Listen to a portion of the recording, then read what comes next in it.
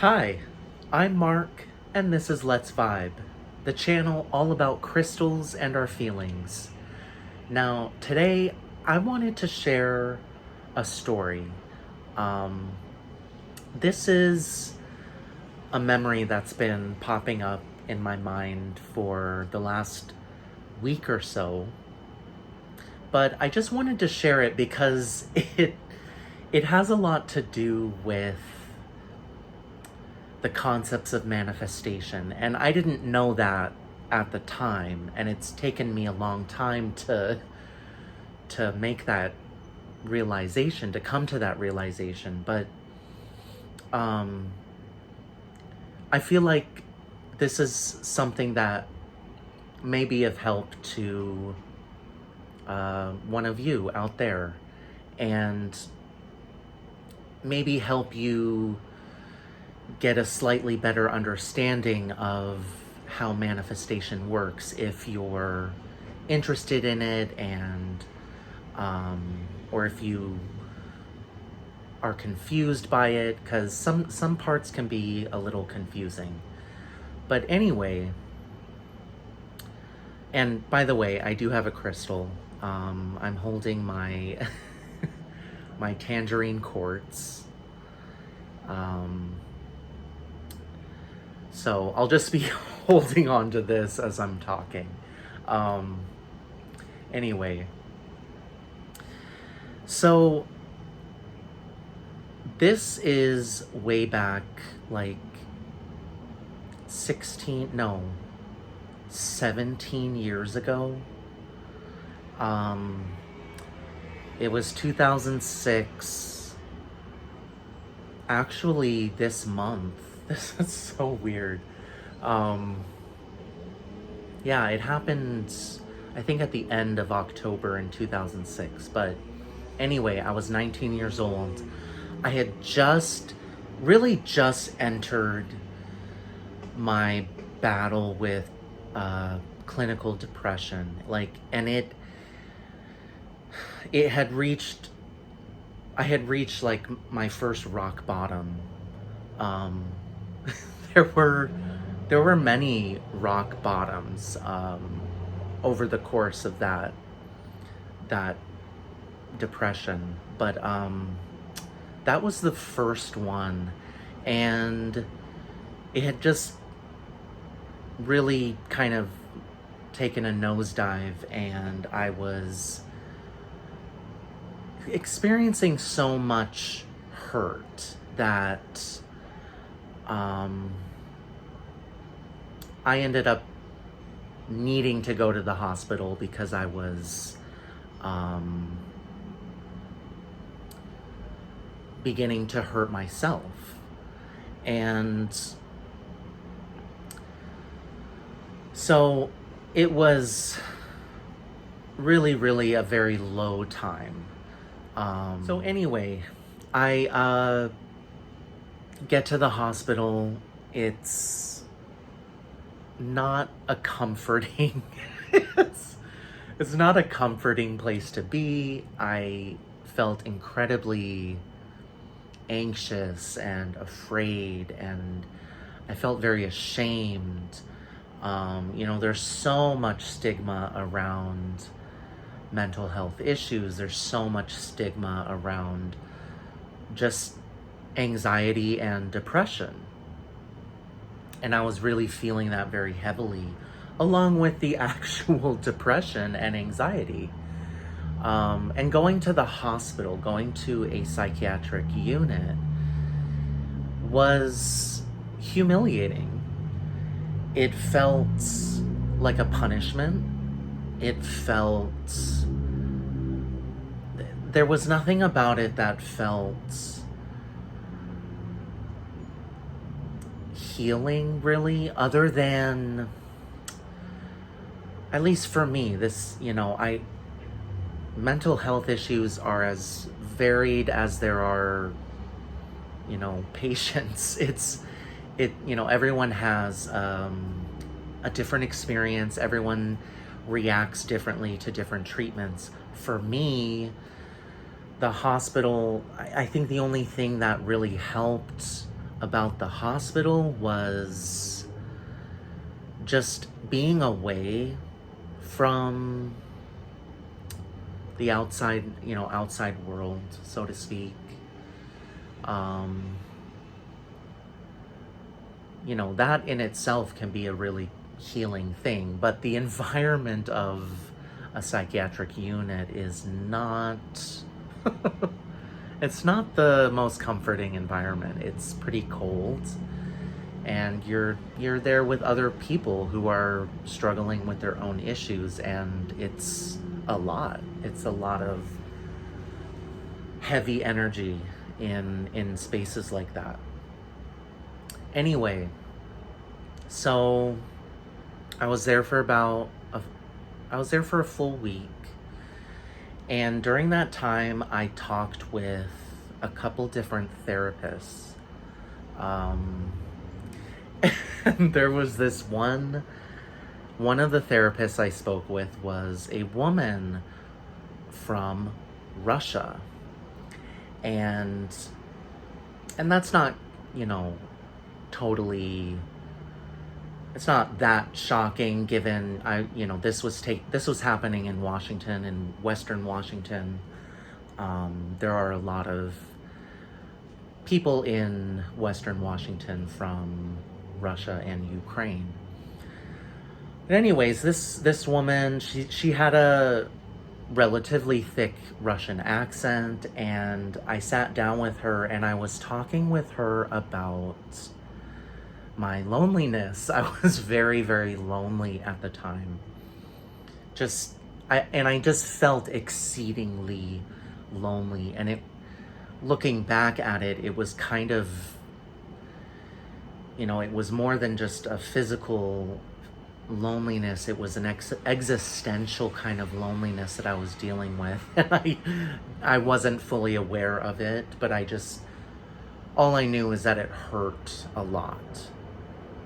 And I felt like I could not for the life of me figure out how to successfully make connections and make friends or create friendships that would satisfy that need for, a social life, companionship, all that stuff that almost everybody desires and needs. But this was shortly after high school graduation. And so everyone I knew, or most of the people that I knew had moved away and were at college or, wherever. And I wasn't really that close with them either, or anyway, because even people that I had grown up with, I just didn't have a strong connection, with the exception of about 3 people. But I was also in the closet, which was exacerbating things to a factor of 9.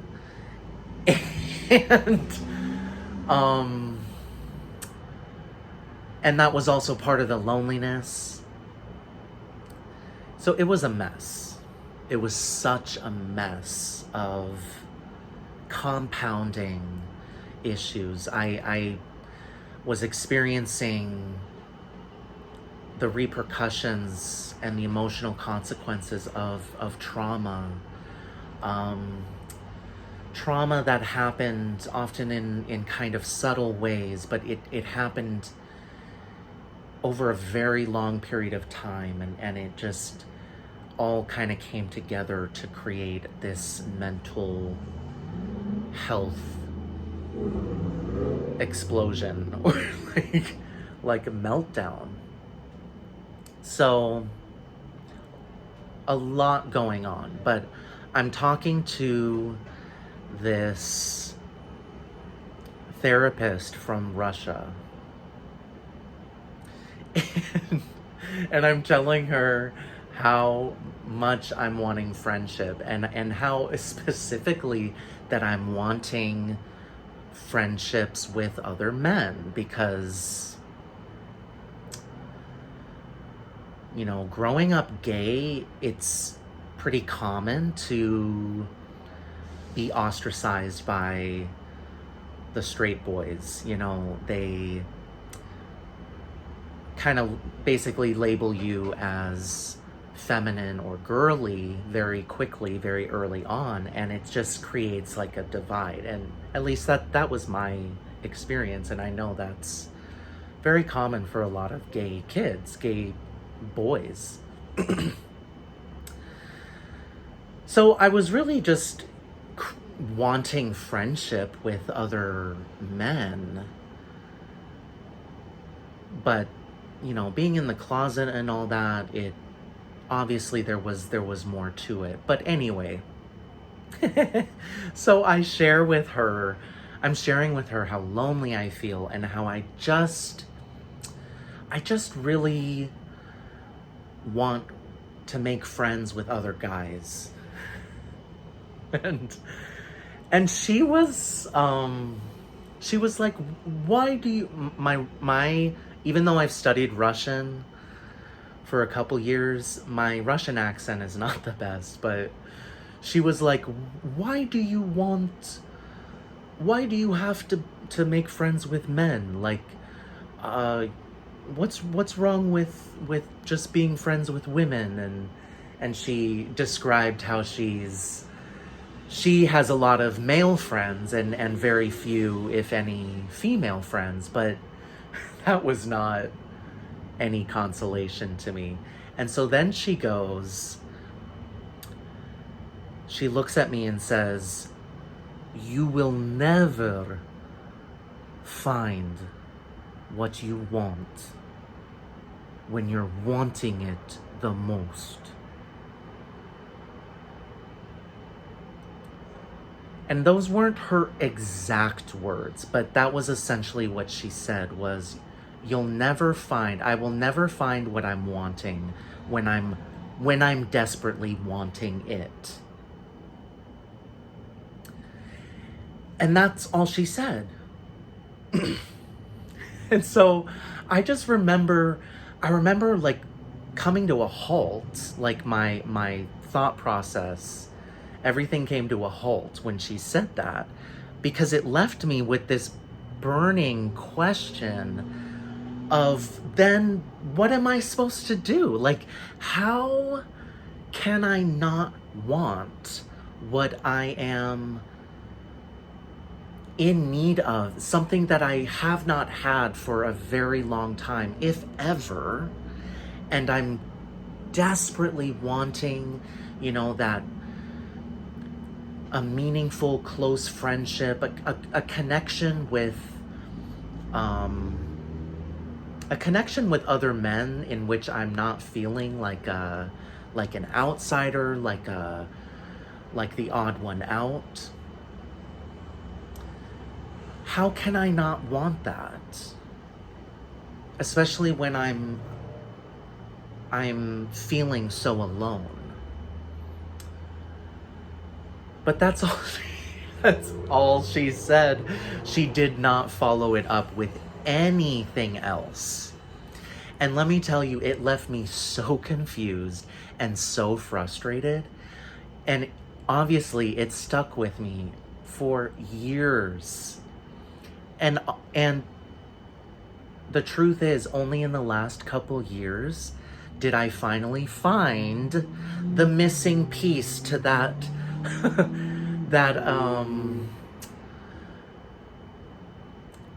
that concept or advice that she was sharing with me.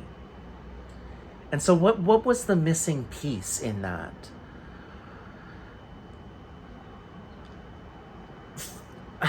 What I discovered was, you know, in going through my own healing very gradually, you know, very slowly but surely, I started to understand that I have to start meeting my own needs. before looking to anyone else. And that was a very, that took me like 15 years to understand that, because at least for me, that was a long journey to come to that understanding that I needed to meet those deeper needs myself.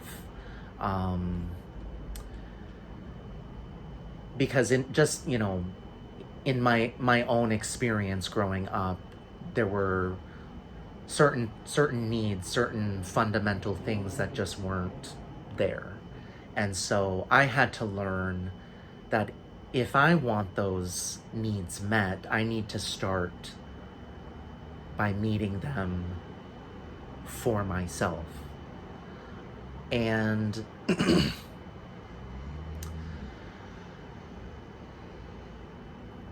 I then started to take more seriously the idea of self-love and actually expressing and communicating love and the energy of love to myself. I started doing that with Reiki, and then I started to do like visualizations of, picturing myself showing love to myself and connecting with the emotions and all of that. And so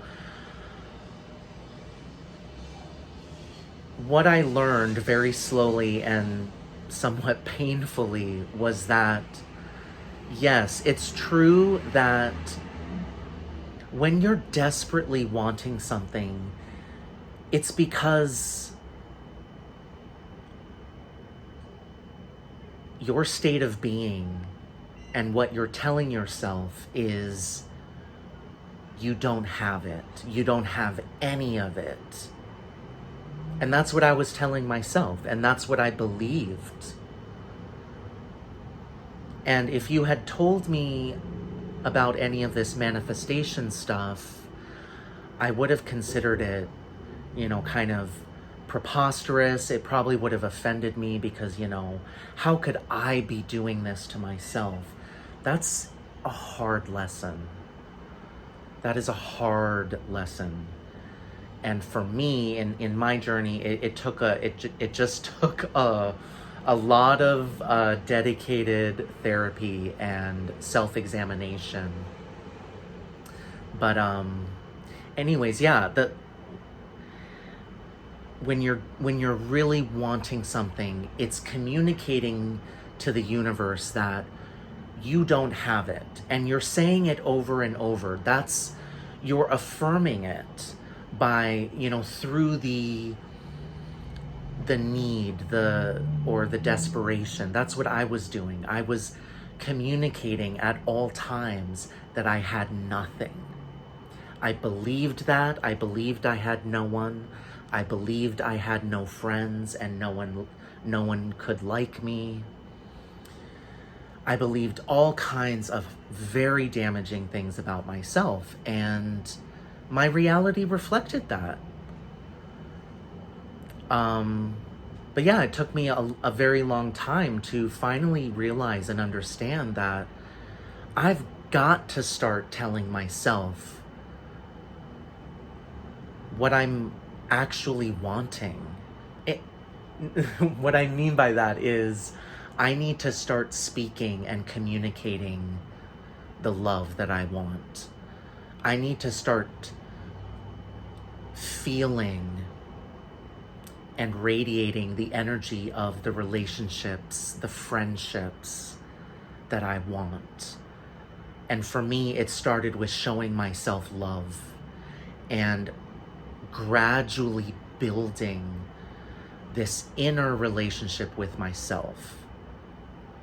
And that was the missing half of that therapist's advice. I mean, the least she could have done was explained the concept, because she it's just, oh man, she didn't even explain to me what she really meant by you will never find what you're wanting the most. She didn't even explain what that meant. It to me it just seemed like a conundrum, a paradox. Like, how can I just not want what I desperately want? And also, why? That's what I wanted to know in that moment, was why can I not find why can I not find this thing when I want it? Why can I not find this friendship when I'm desperately needing it? Because I was constantly in the energy of needing it. And it was just like this feedback loop between myself and my reality, the universe. I feel like I need it, and I look outside, and sure enough, I need it. I see no one. I couldn't see anyone. I couldn't see anything. And so I would then tell myself over and over, there's no one there. I have no friends. It was a really wicked cycle. So that's what I wanted to share, that you gotta start within. If you're practicing manifestation, if you're working with crystals, I think crystals are excellent at, starting within and going within, and but you've got to start there, especially if you're really feeling a strong desire, a strong need for something or someone. You gotta start within.